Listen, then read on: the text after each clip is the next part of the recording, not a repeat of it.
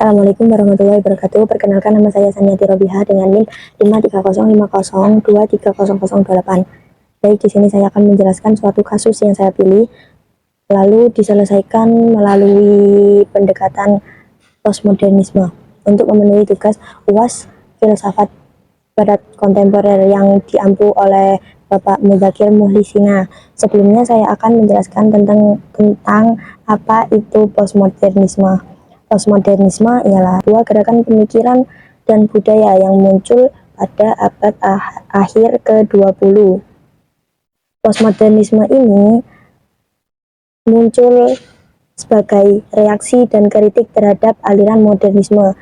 Postmodernisme ini menolak kebenaran tunggal dan narasi besar yang menganggap bahwa kemajuan dan rasionalitas modern dapat menjelaskan segala aspek kehidupan.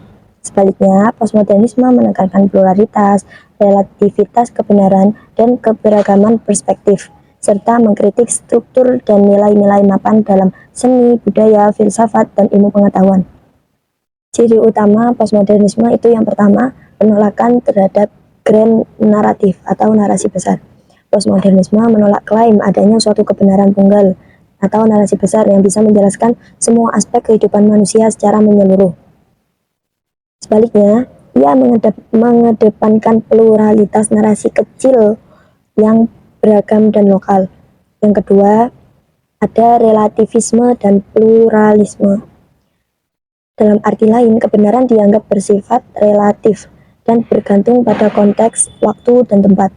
Tidak ada kebenaran mutlak yang berlaku untuk semua orang, melainkan banyak kebenaran yang berbeda-beda sesuai perspektif masing-masing individu atau kelompok. Yang ketiga, ada kritik terhadap kemapanan dan modernitas. Kritik terhadap kemapanan dan modernitas ini mengkritik, merevisi tatanan modernitas yang dianggap mengekang dan merusak, seperti dominasi sains, teknologi, dan nilai-nilai budaya yang kaku. Ia menolak segala bentuk kemapanan, baik dalam pengetahuan, budaya, maupun kekuasaan. Yang keempat, ada fragmentasi dan dekonstruksi. Fragmentasi dan dekonstruksi ini pemikiran postmodern.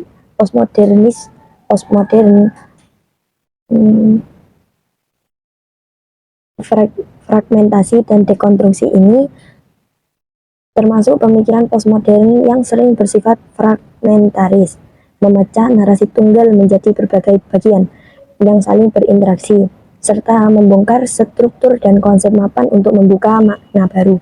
Yang kelima, ada penggunaan teknologi dan media baru.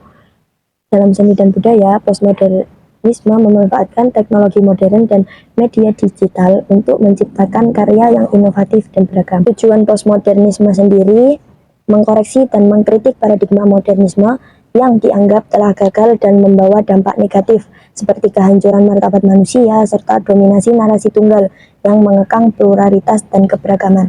Postmodernisme berupaya menolak klaim kebenaran universal dan totalitas pemikiran modern, menggantikannya dengan pengakuan terhadap pluralitas kebenaran, relativitas, dan keberagaman perspektif. Dengan demikian, postmodernisme ingin membuka ruang dialog yang inklusif, menghargai perbedaan, dan memperkuat toleransi terhadap berbagai interpretasi realitas tanpa memaksakan satu narasi besar atau metanarasi.